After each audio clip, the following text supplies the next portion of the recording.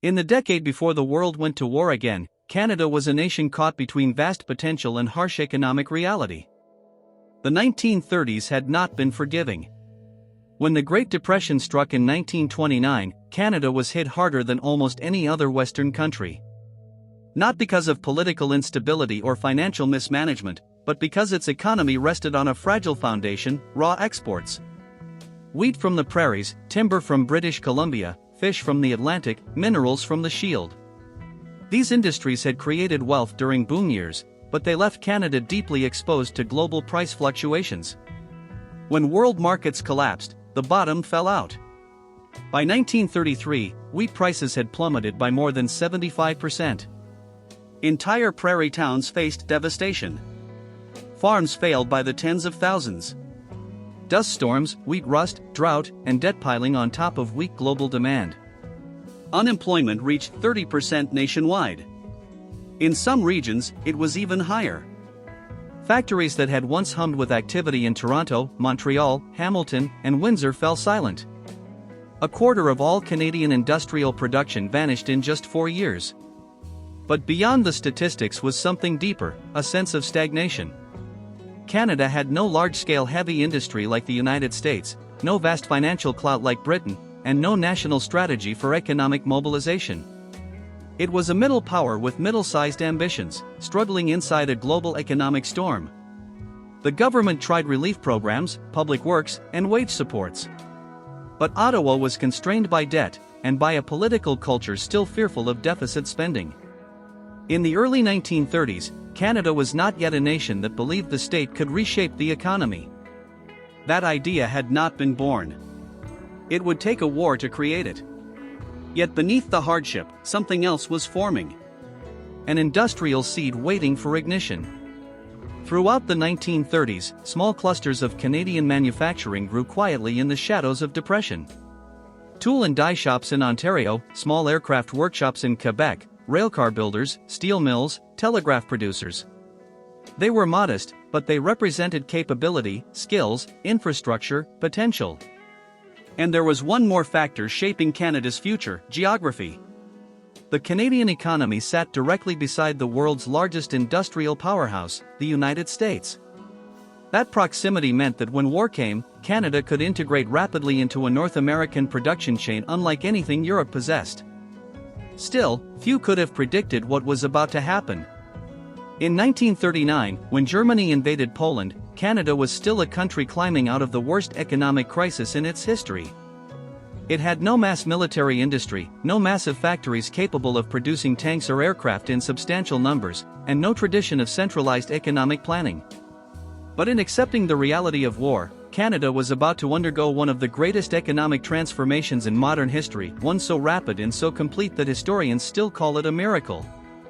The Great Depression had almost broken the nation, but the war would rebuild it stronger than it had ever been. And it would start the moment Canada mobilized. When Canada declared war on Germany on September 10, 1939, it did so as a nation still scarred by economic trauma. But within weeks, something remarkable occurred. The Great Depression effectively ended in Canada overnight. Orders for steel, munitions, aircraft parts, food, uniforms, and vehicles surged. Factories that had spent years shuttered were suddenly inundated with contracts from Britain. But natural momentum was insufficient. Canada needed a leadership figure who understood both industry and urgency. That figure emerged in the unlikely form of a former businessman turned politician named Clarence Decker, better known to history as C.D. Howe, soon to be called the Minister of Everything. Prime Minister Mackenzie King appointed Howe to run the newly created Department of Munitions and Supply, an institution designed to centralize and accelerate all wartime industrial production. Howe approached the task with a ruthless corporate efficiency that Canada had never seen in government. If a factory did not exist to produce what the Allies needed, he built one. If a company lacked capacity, he created a crown corporation and took control. If expertise was missing, he hired American engineers, British advisors, civilian industrialists, anyone who could assist. Under Howe's guidance, Canada transformed from an economy based on wheat and timber to an integrated military-industrial machine. And astonishingly, it happened not over decades, but over months. Early British contracts were the spark. Britain, already under siege from German bombers, required aircraft parts, ammunition, radio equipment, vehicles, and above all, wheat and food supplies to sustain its population. Canada responded with speed. Aircraft production began ramping up in Montreal and Toronto. Vehicle factories in Ontario shifted to military trucks, carriers, and armored vehicles. Halifax, Vancouver, Victoria, and St. John expanded shipyards almost overnight. Munitions plants started producing millions of rounds of ammunition every week. But nothing symbolized Canada's early war transformation more clearly than the British Commonwealth Air Training Plan, a massive joint project turning Canadian skies into the Allies' largest pilot training ground. More than 130,000 aircrew were trained on Canadian soil. Thousands of airfields, hangars, barracks, and training facilities were built across the country. Entire communities shifted to support the program. Economically, it pumped billions into the economy, created jobs in every province, and turned remote towns into military hubs. By 1941, Canada's industrial output had already surpassed its entire 1930s production levels. Unemployment dropped from Depression-era heights to near zero. Rural workers migrated to cities for the first time. Women entered factories in unprecedented numbers. Immigration channels reopened. The social fabric of Canada was being rewoven at lightning speed. Canada was no longer merely supplying Britain with food and manpower. It was becoming a true manufacturing partner. A nation that produced almost no heavy industry in 1935 was now producing aircraft, ships, vehicles, radar systems, and thousands of other essential wartime materials. The transformation was astonishing, and it was only the beginning. By 1942, Canada was no longer the struggling, export-dependent country it had been just a decade earlier.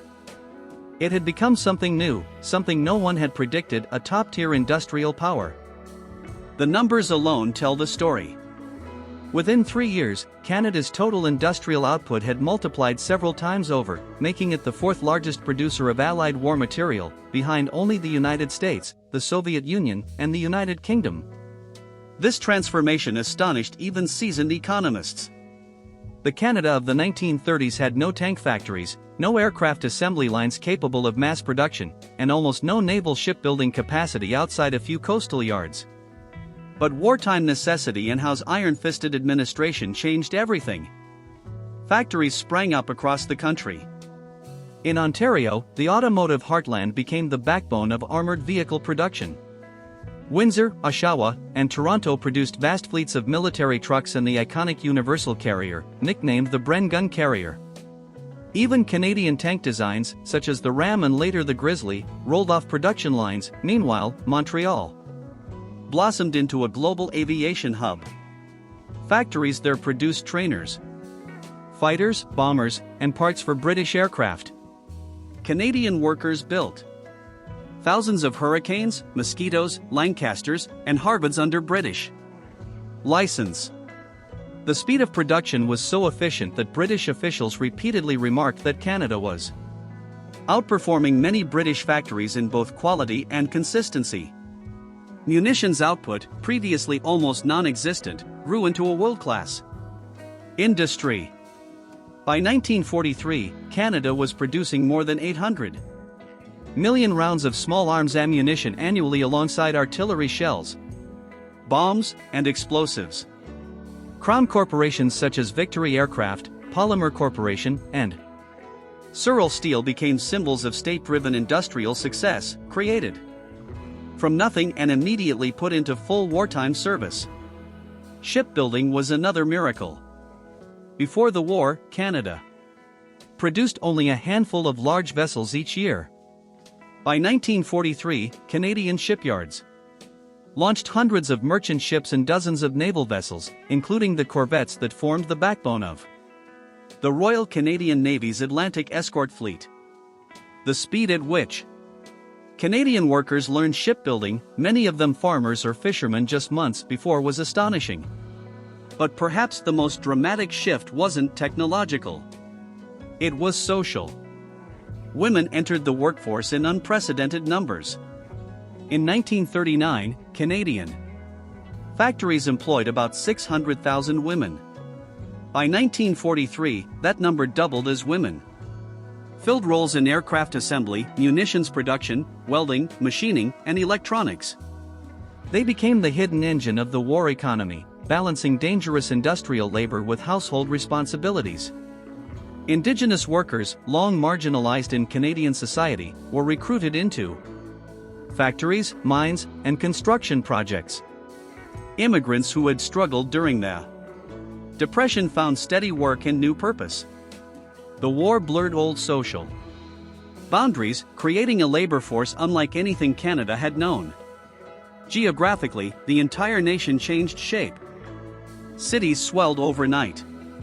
New neighborhoods formed around factories and transportation networks expanded. The Trans-Canada Industrial Belt from Montreal to Windsor became one of the densest manufacturing corridors in the world. By late 1943, Canada stood transformed, wealthy, industrialized, productive, and more unified than ever before. It had become the arsenal of democracy, lightweight edition, smaller than the United States, but extraordinarily efficient, disciplined, and modern. The Great Depression had nearly broken the country. The war reshaped it into a giant. Canada's wartime industrial miracle did not happen merely because factories existed. It required money, enormous amounts of it, and an entirely new financial architecture. At the start of the war, Canada had no system capable of supporting large-scale military production. But within 2 years, the government had rebuilt the nation's fiscal machinery from the ground up. The first revolution was taxation. Before World War II, income taxes affected only a small minority of wealthy Canadians. Ordinary workers paid nothing. That changed quickly. The government introduced new taxes, raised existing ones, and most importantly transformed income tax into a mass permanent system. Employers began deducting taxes directly from paychecks, a practice Canadians have lived with ever since. The second revolution came from victory bonds. The government launched 11 nationwide bond drives, each one more dramatic than the last. The campaigns used posters, radio broadcasts, school programs, celebrity endorsements, and patriotic appeals. In cities across Canada, massive billboards displayed real-time fundraising totals. Citizens from farmers to factory workers felt a personal obligation to lend their dollars to victory. By war's end, Canadians had purchased bonds worth billions of dollars, a staggering achievement for a nation of only 11 million people. But taxation and bonds alone were insufficient. Canada needed a system to control inflation, stabilize wages, and prevent war profiteering. That led to the creation of federal boards overseeing price controls, rationing, wage stabilization, and resource allocation. Sugar, butter, meat, clothing, gasoline, and tires became rationed goods. On the surface, rationing seemed like an inconvenience. In reality, it was one of the most effective anti-inflation systems in the Allied world, preventing social unrest and keeping the war affordable. Meanwhile, government spending skyrocketed. Federal budgets that were once measured in hundreds of millions suddenly reached into the billions. Debt soared, but the economy grew faster. Canada's GDP nearly doubled between 1939 and 1945. Meaning that even with heavy borrowing, the country emerged from the war in strong financial shape. And something else happened, something that would change Canadian society forever. To manage wartime finances, the government built new bureaucratic institutions staffed by economists, statisticians, planners, and administrators.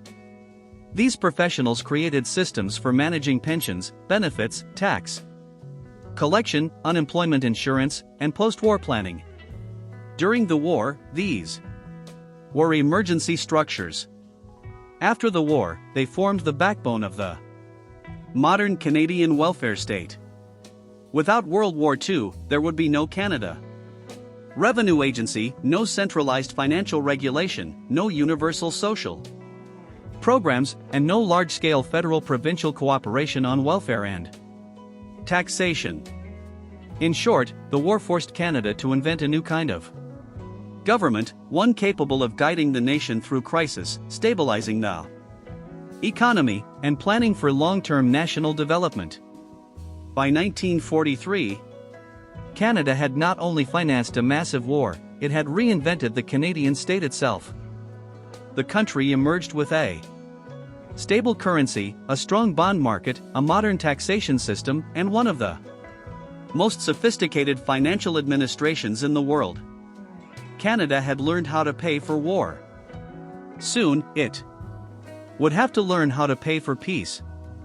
By 1943, Canada's economy was no longer operating in isolation.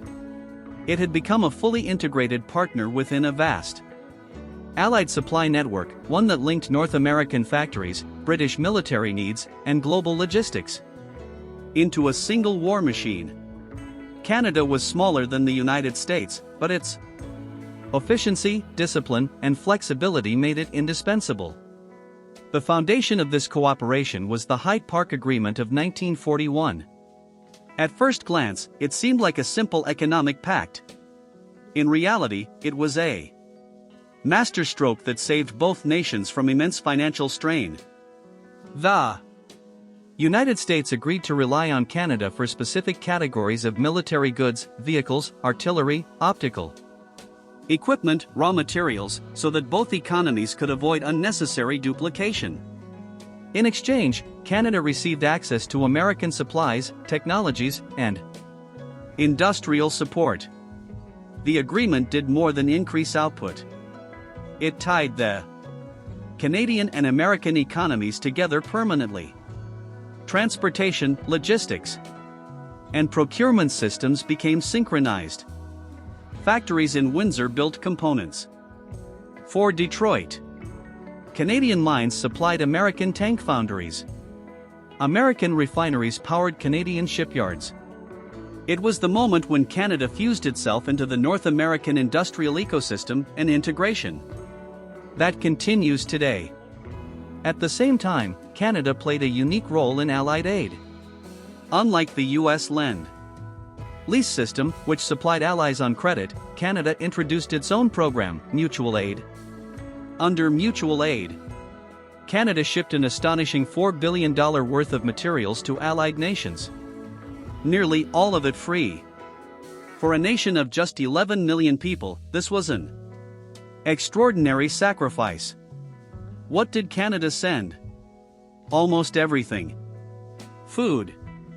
Millions of tons of wheat, beef, butter, cheese, canned goods, and dehydrated foods kept Britain alive during the harshest moments of the war. Canadian farmers became heroes of the home front. Vehicles and armor.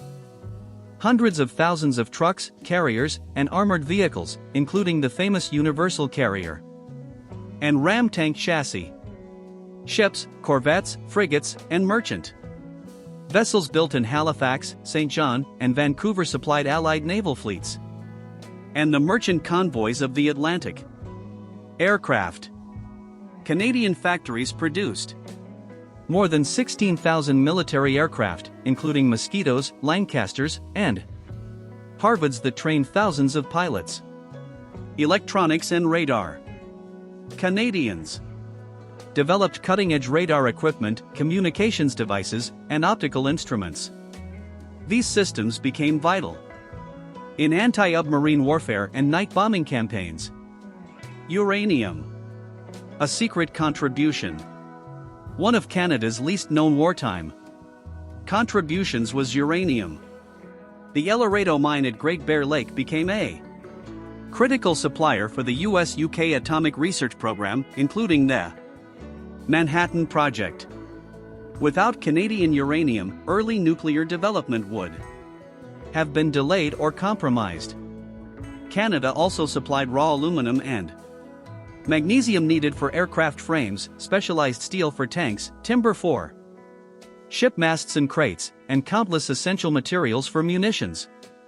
By 1944, Allied generals began referring to Canada as the arsenal of democracy, scaled to efficiency rather than size.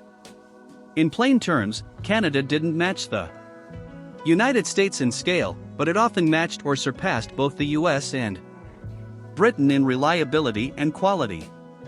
This cooperation reshaped Canada.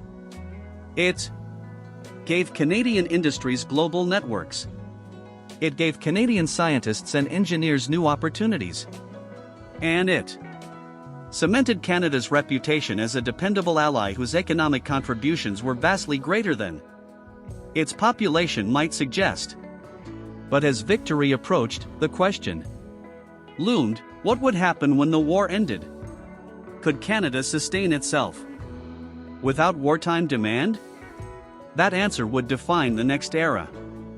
When the guns finally fell silent in 1945, Canadians poured into the streets, celebrating the end of a long and brutal war.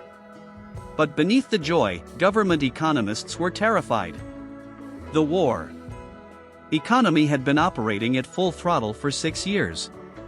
Tank factories, shipyards, aircraft plants, and munitions lines had employed millions. What would happen when all of that ended? The fear was simple. Another Great Depression. Factories faced the risk of collapse as contracts evaporated. Millions of soldiers would soon return home needing work. Wartime price controls and rationing systems, though effective during the conflict, were difficult to dismantle without triggering chaos. And the world economy was still fragile. Europe was in ruins. Britain was bankrupt. And global trade networks had not yet recovered. In this precarious environment, Canada faced three massive challenges. 1. Demobilization, reintegration of veterans. More than 1 million Canadians had served in uniform. They needed jobs, homes, and stability. The government created the Veterans Charter, one of the most generous programs of its time. It provided education benefits, low-interest home loans, business loans, job training programs, disability pensions, priority hiring and civil service. This charter prevented mass unemployment and allowed returning soldiers to integrate smoothly into civil society. In fact, many historians argue that the Veterans Charter turned Canada's soldiers into the backbone of post-war middle-class growth. 2. Conversion of industry.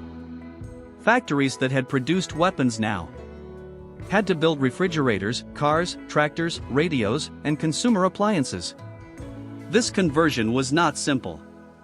Some plants shut down entirely. Others were retold at significant cost. But demand for PCM goods exploded, especially as families sought to rebuild their lives. Household appliances that had been unavailable during the war sold out instantly. Auto factories returning to civilian production struggled to meet the massive demand. Sewing machines, bicycles, baby carriages, farm equipment, everything was suddenly in short supply.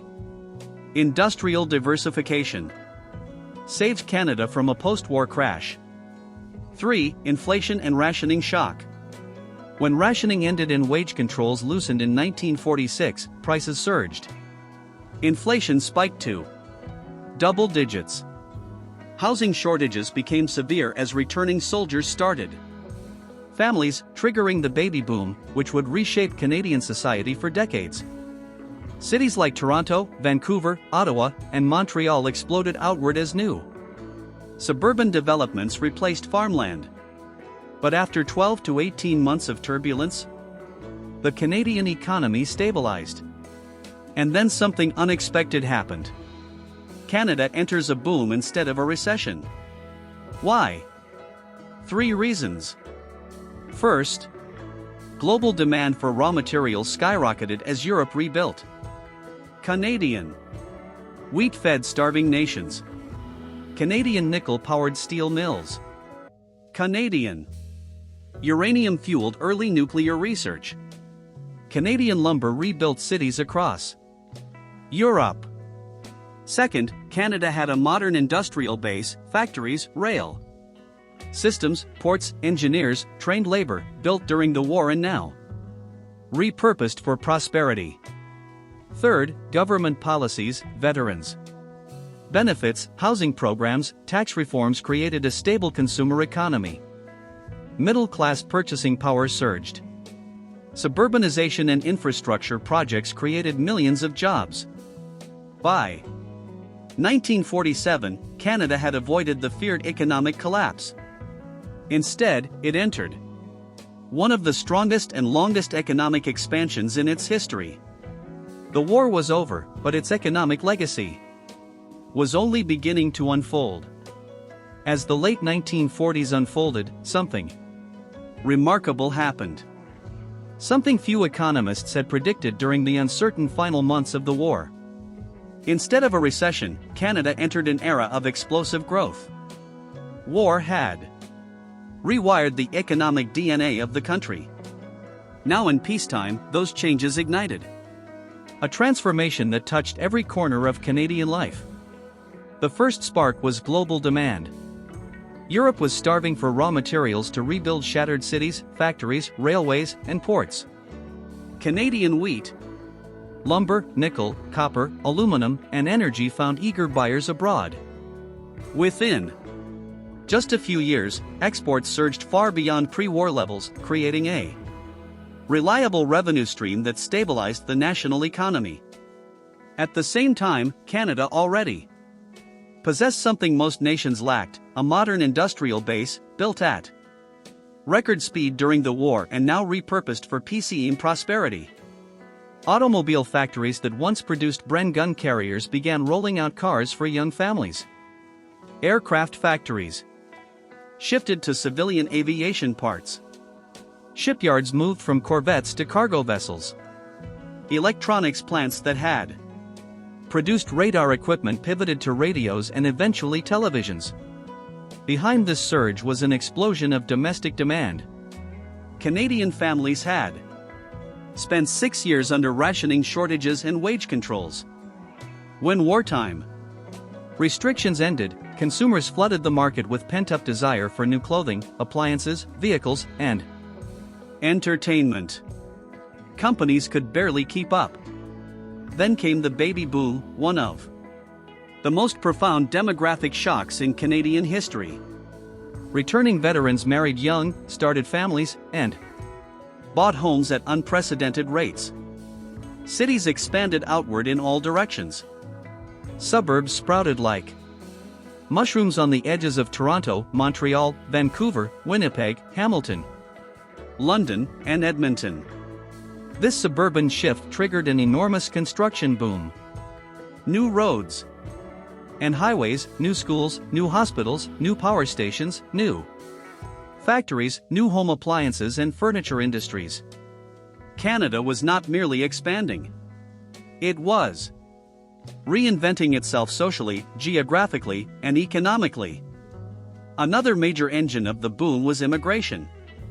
Between 1947 and the mid-1950s, Canada accepted hundreds of thousands of immigrants and refugees, Holocaust survivors, displaced Europeans, British war brides, Italian and Dutch families seeking a fresh start. These newcomers provided essential labor, new cultural energy, and the population growth necessary for sustained economic expansion. But perhaps the most influential change was structural. Wartime centralization had created a system in which government, industry, and labor cooperated more closely than ever before. Federal institutions that had been created to manage wartime production, tax authorities, price boards, workforce planners, manufacturing regulators did not disappear. They evolved into pillars of the modern Canadian state. Social programs launched or expanded after the war included family allowances, baby bonus, expanded unemployment insurance, early national discussions on public health care, veterans housing programs, nationwide education supports. These programs strengthened the middle class and increased consumer power, creating a stable domestic market that kept factories running. Internationally, Canada embraced a new identity. It was no longer merely Britain's agricultural supplier or America's northern neighbor. It emerged as a global middle power. Active in diplomacy, peacekeeping, and international economic cooperation, Canada became a founding member of the United Nations, the International Monetary Fund, and the World Bank, and later a key player in NATO. These commitments gave Canada influence, disproportionate to its size, but fully aligned with its new economic status. By 1955, Canada stood among the wealthiest nations per capita in the world. Its economy was diversified, manufacturing heavy, resource-rich, technologically advanced, and socially stable. The transformation was complete. The nation that had entered the 1930s broken and fragile, now strode into the mid-1950s. Confident, booming, and ready to shape the global future. And all of it, the factories, the financial systems, the labor force, the demographic shift, the welfare state, the diplomatic stature, can be traced back to the shock of the Second World War. The Second World War ended in 1945. But its imprint on Canada never faded. It reshaped the nation's economic structure so profoundly that nearly every major Canadian industry, institution, and social program today bears the fingerprints of the wartime transformation. The most dramatic legacy was the rise of the mixed economy, a uniquely Canadian blend of private enterprise and strong government oversight. Before World War II, Ottawa played a limited role in directing the economy.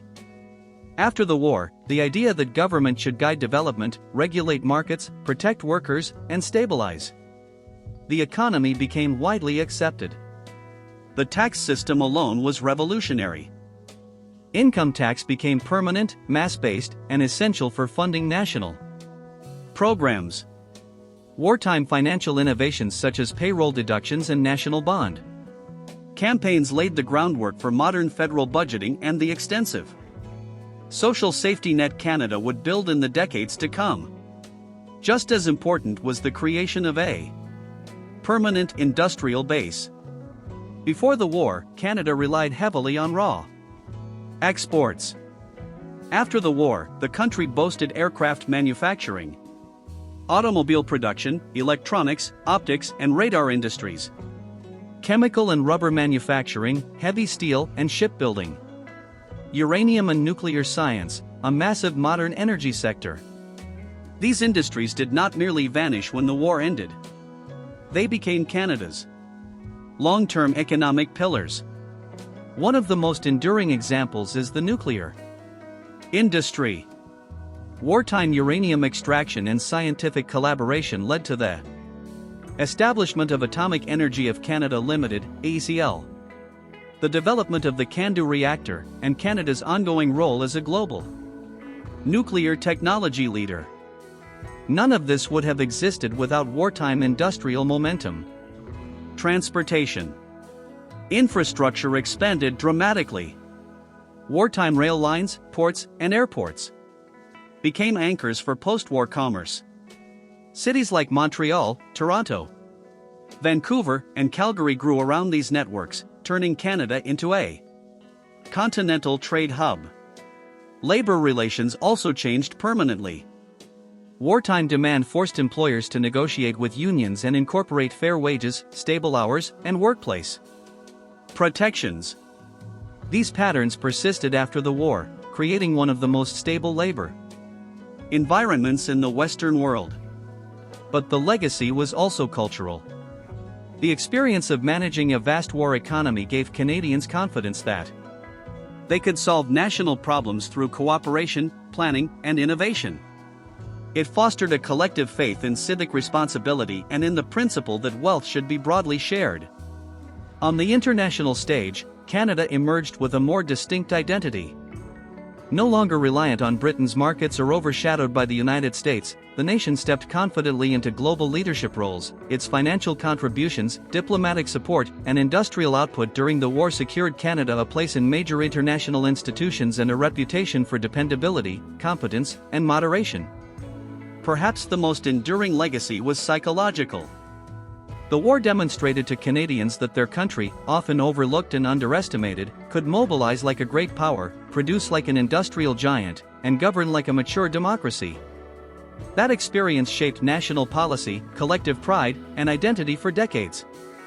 Canada did not merely win a war. It reconstructed itself. It forged a modern economy, a modern society, and a modern state. And it emerged from the turbulence of the 1940s as something wholly new, a confident, industrialized, globally engaged middle power whose economic framework would influence generations to follow.